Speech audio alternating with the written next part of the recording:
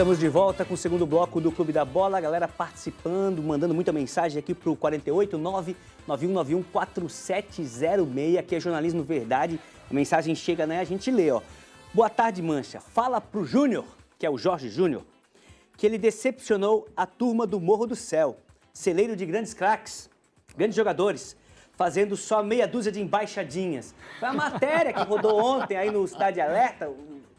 Eu não fui, né? Não me convidaram. Convidaram o Jorge para fazer uma embaixadinha, foi só meia dúzia.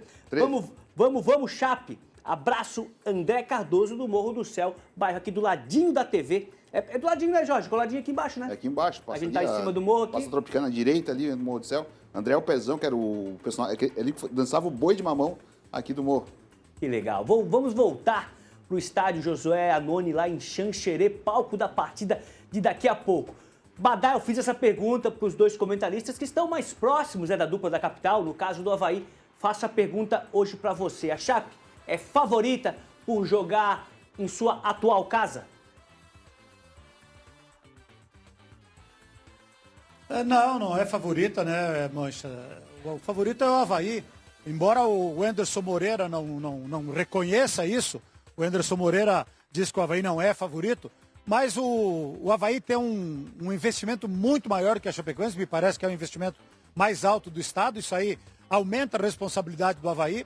O Avaí joga por 2 resultados iguais, merecidamente, porque os presidentes aprovaram o regulamento, o time de melhor campanha joga por 2 resultados iguais, então se o Avaí não tomar gol nas 2 partidas da decisão, o Avaí é campeão e vai jogar em casa, na ressacada, que a gente sabe é uma força muito grande do Avaí, dificilmente perde dentro da ressacada. Outro dia perdeu pro Criciúma, mas não é sempre que isso acontece. Então essa é a grande vantagem do Avaí. E a Chapecoense tem que saber que tem que fazer o dever de casa hoje aqui. Se quiser conquistar título, tem que desmanchar a vantagem do Avaí. Tem que fazer o dever de casa hoje. Jogando aqui no Josué Anoni. O Gilmar Dalpozo também, em alguns outros jogos anteriores, a Chapecoense está invicta aqui, não perdeu nenhuma de 6 partidas, venceu 2 e empatou 4. E em alguns momentos o Gilmar Dalpozo também falou que os jogadores tiveram no começo dificuldades para se adaptar ao gramado do Josué Anoni. Mas o Avaí já jogou aqui, naquela ocasião deu um empate em 0-0. Então é uma decisão que começa aqui e termina na ressacada. Mas a Chapecoense sabe que para ter possibilidade de título, tem que hoje abrir com vantagem aqui. Então é isso que eu espero do jogo. Eu acho que, e foi assim aqui o jogo da primeira fase, o Avaí um pouco mais recuado, muitas vezes jogando com uma linha de 5 atrás, aí ficam trocando passes, passam uma bola pro Eduardo Brock lá na esquerda e ele lança pro ataque. A Chapecoense também às vezes faz isso, uma ligação direta aqui do João Paulo pro ataque, pro Marcinho ou pro Mailton na direita, mas a responsabilidade de atacar, de buscar o jogo, de buscar o resultado, é maior para a Chapecoense hoje aqui, até porque vai ter o apoio dos torcedores. Então, a Chapecoense vai ter que atacar, vai ter que tomar a iniciativa do jogo para desmanchar a vantagem do Avaí, porque se jogar precisando, digamos, de uma vitória lá na ressacada, a gente sabe que fica tudo mais difícil.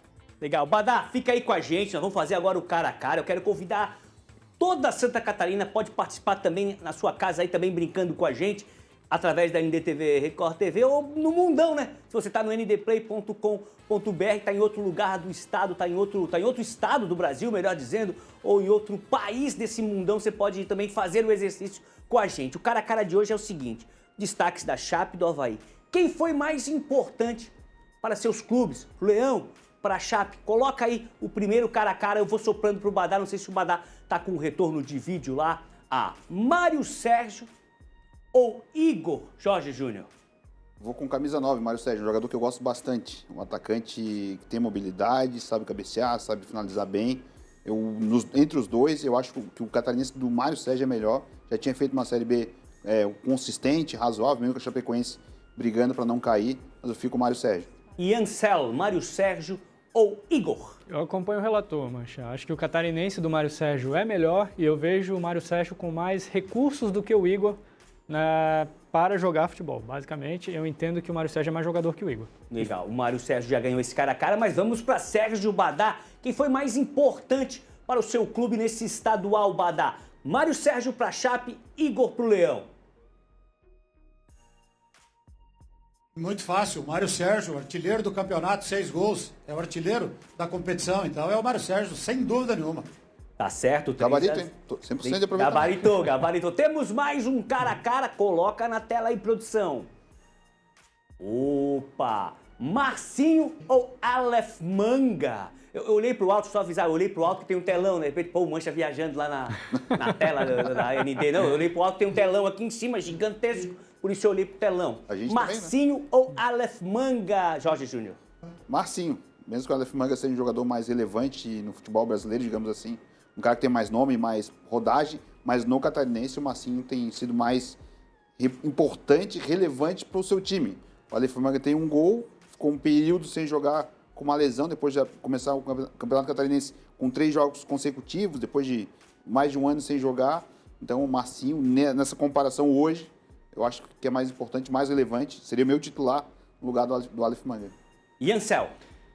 Mancho, o Aleph Manga, em forma, bem fisicamente, tecnicamente, é o melhor jogador da Série B do Campeonato Brasileiro. Mas não é o que a gente vê hoje, então eu vou de Marcinho.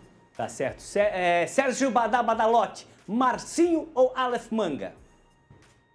Eu acho que o Aleph Manga é a grande decepção do Campeonato Catarinense aqui. Pode até desmanchar na decisão, mas até aqui é uma decepção.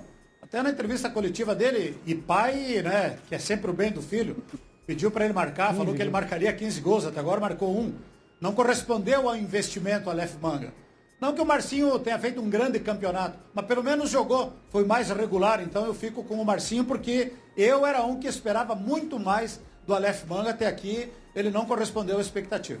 Legal, também esperava muito dele, queria ver o Aleph jogando, né? Aquele futebol que a gente conheceu, o Aleph Manga. Temos mais um cara a cara? Esse é bom, hein? Giovanni Augusto ou Marquinhos Gabriel? Vou começar com o Ian Cel, senão o Jorge explica tudo. Aí não deixa nada pro Ian Cel. Difícil essa, hein, Mancha? O Marquinhos Gabriel também passou por um período lesionado, até aqui não fez um grande campeonato. Acho que ele fez um bom jogo contra o Figueirense nas quartas de final, inclusive marcou o gol de pênalti decisivo. Mas o Giovanni Augusto acho que faz um campeonato um pouco mais regular.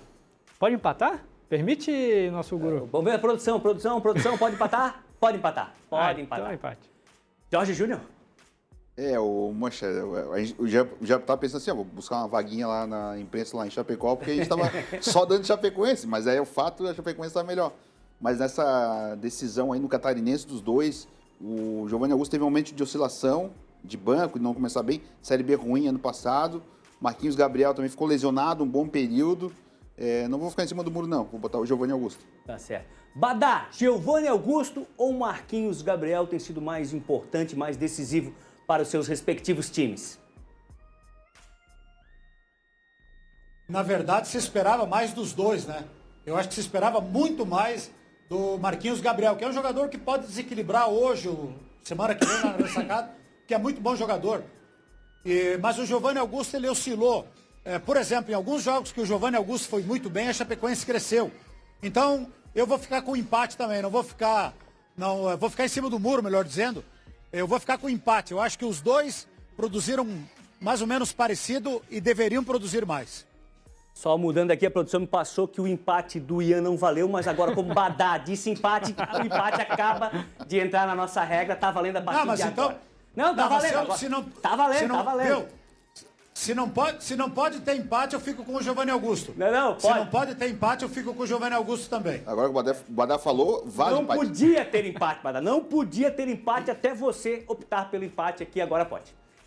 Tem mais um cara a cara. Sei que tem mais um, hein? Tô esperando aquele. Ai, Dalpozo ou Anderson Moreira. E eu vou começar agora com o Badá. Gilmar Dalpozo ou Anderson Badá? Gilmar Dalpozo, porque o investimento da Chapecoense é bem menor, o salário dos jogadores da Chapecoense são bem menores, a gente sabe disso. Mas isso não ganha jogo, faz diferença. Então, e outra coisa, o Gilmar Dalpozo ele falou, olha, e ele tem razão, aqui José Anoni está sendo a casa da Chapecoense, mas não é a casa da Chapecoense. É difícil jogar no José Anoni, é diferente jogar no José Anoni e também na Arena Condá. Então, o esforço, o trabalho do Gilmar Dalpozo foi muito mais difícil do que o do Anderson Moreira. eu fico com o Gilmar Dalpozo. Legal. Jorge Júnior, é boné verde ou bonezinho azul? Professor Anderson. Vou voltar no Anderson Moreira porque mesmo que o Avaí não seja o suprassumo do futebol aqui em Santa Catarina, mas ele conseguiu achar um modelo de jogo que faça o Avaí vencer jogos.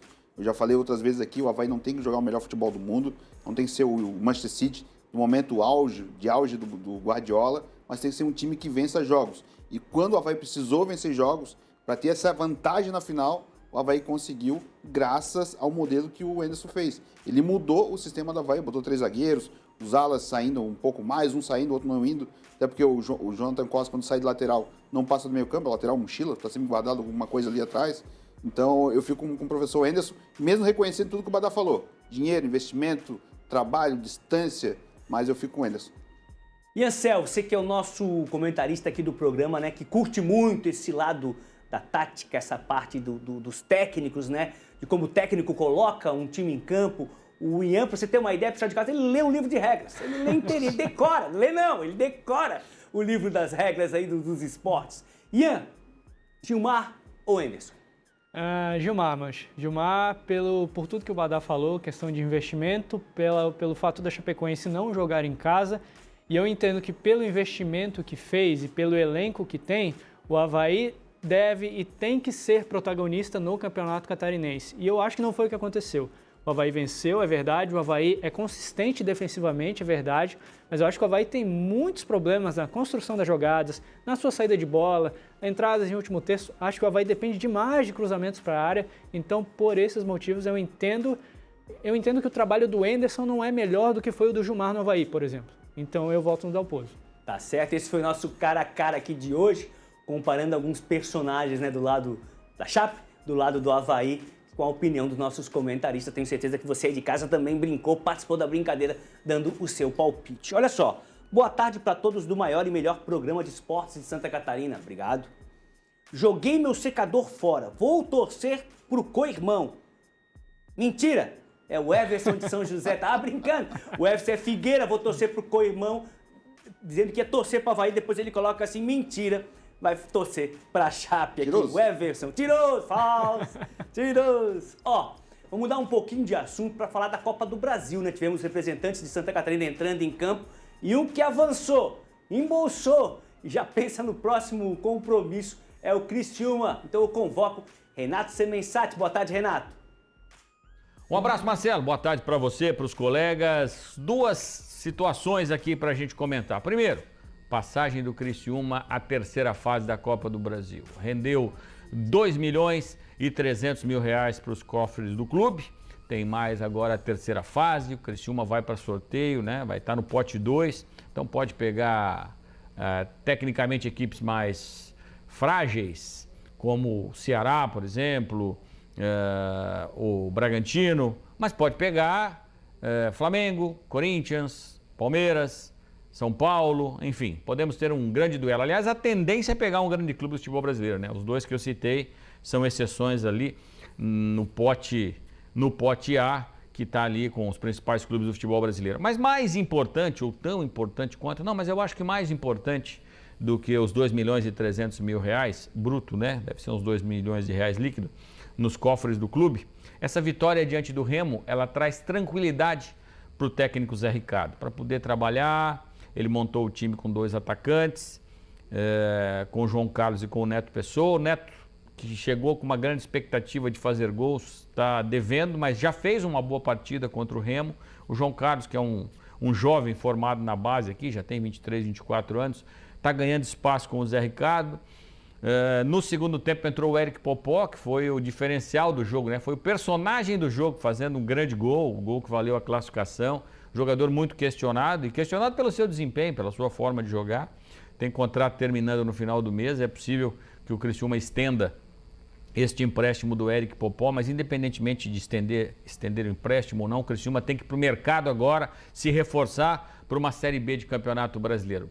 O Criciúma está perdido no time, está perdido no tempo, porque o seu executivo de futebol, e este é o segundo assunto, o Ítalo Rodrigues, que trabalhou no Vitória até o ano passado, que levou o Vitória da B para A, ele foi oficialmente anunciado, ele vai trabalhar, vai comandar o futebol, que estava sem um comandante desde a saída do Juliano Camargo, e ele vai ter muito trabalho. Primeiro, para blindar esse grupo de jogadores da parte diretiva, que está confusa, o presidente fala uma coisa, o vice-presidente fala outra, e depois um desmente, o outro desmente. A situação administrativa está muito confusa, então o Ítalo vai ter muito trabalho, primeiro para separar, olha, que é o centro de treinamentos. O que acontece no centro de treinamentos está sob meu comando. O que acontece ali, lá no Heriberto Wilson, no setor administrativo, é uma outra história, e a tendência é que haja um acerto ali entre presidente e vice-presidentes, que todos falem o mesmo idioma para o bem do Criciúma. E rápido ao mercado. Eu falei que o Criciúma perdeu o time e perdeu mesmo, né? Enquanto o Criciúma estava sem um executivo de futebol aí, o Avaí contratou o Mendes, os times foram se mexendo e buscando jogadores no futebol paulista, no futebol gaúcho. Então o Ítalo chegou agora, o Criciúma tem carências, lateral direita, atacante, um meia ali para ser opção, já que o Jonathan Robert não consegue, quando entra, trazer qualidade no lugar do Felipe Mateus ou do próprio Juninho, enfim, lateral direita. O Criciúma tem as suas carências e o Ítalo Rodrigues vai ter que trabalhar muito rápido para o Criciúma entrar forte numa Série B de Campeonato Brasileiro. Um abraço. Valeu, abração, Renato Semensati. Mandar um abraço aí, o China pede para mandar um abraço para a sobrinha, a Marina. Abraço para a Marina. E a Deise Bittencourt, do bairro Carianos, que fica ali pertinho da Ressacada, em Floripa, coloca assim, ó: boa tarde a todos da TV e da Nação Havaiana. Vamos pra cima deles, Leão. 1-0, Leão. Ela coloca assim um placar curtinho, mas vitória do Avaí. Daí bota coraçãozinho azul, coraçãozinho branco. Bota a figurinha ali do leãozinho. Tá certo, a Deise, tá certo demais. Badá, pedi pra você um parênteses, né, da gente falar aí da Chape, da final, pra falar do representante do Oeste, o Concórdia, que também entrou em campo pela Copa do Brasil, mas acabou sendo eliminado pelo Botafogo lá na Paraíba. Acabou levando 4-0, foi surpreendido aí pelo Botafogo. Eu acho que o Concórdia cumpriu com a sua missão, viu, Mancha? Vocês estão ouvindo, os portões já estão abertos aqui no Josué Anônio, o torcedor já começa a chegar aqui, estão mandando um abraço para toda a galera do Clube da Bola. Mas o Concórdia eu acho que cumpriu com a sua missão, primeiro de participar da Copa do Brasil. Foi campeão da Copa Santa Catarina, embolsou só na primeira participação R$800 mil. Aí passou pela Ponte Preta, embolsou mais 1 milhão. Então arrecadou em 2 jogos, em um jogo apenas, 2 jogos, 1.800.000. Claro que se tivesse passado pelo Botafogo, embolsaria mais 2.300.000. Mas como ficou pelo caminho, embolsou 1.800.000. Eu acho que está de bom tamanho. Esse dinheiro aí vai ser importante na reestruturação do clube e para preparar o elenco para a Copa Santa Catarina, que acontece ainda esse ano. Tá certo, Badá. Daqui a pouco o Badá volta para falar mais lá do Josué Anônimo, palco da primeira partida da decisão de daqui a pouquinho. Ó, o Marcelo Alves coloca assim: Chape 3, Avaí 0. Foi direto, não tem mais papo, não botou alô, alô, não botou nada. Marcelo de Chapecó, Chape 3, Avaí 0. Queria falar, Jorge, você fez um sinalzinho, é isso? Não, passou o gol do ceifador ali, o quarto gol do Botafogo, o ceifador. Eu ia falar também que o som mecânico, né? A torcida não tá cantando lá no Josué Anônimo. É som mecânico lá. Tá economizando a voz. Para daqui a pouquinho. Vamos fazer o seguinte: chamadinha do Campeonato Brasileiro. A gente viu ali no outro bloco, faltam 15 dias. E daqui a pouco a gente volta com mais um bloco do Clube da Bola. É rapidinho, fica aí.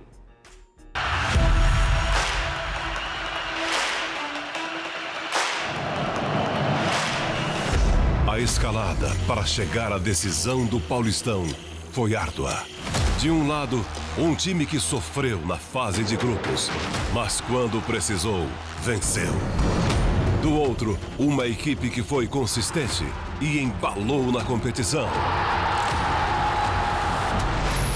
Palmeiras e Corinthians. O duelo que todos estavam esperando. Domingo, 6 da tarde, ao vivo. Os craques vão entrar em campo para defender 2 camisas pesadas. Gigantes que vão bater de frente para escrever um novo capítulo no futebol paulista. Futebol na Record. Sua paixão em campo. Ei, falei a final do Campeonato Brasileiro, do Campeonato Paulista, né? O Paulistão na tela da NDTV Record amanhã, jogaço, compromisso, a partir das 6 horas, esse jogo aí, que não preciso nem ver na segunda-feira, já sei que é líder de audiência, Palmeiras e Corinthians amanhã na tela da NDTV Record. Agora sim, o intervalo a gente volta para falar mais do Campeonato Catarinense.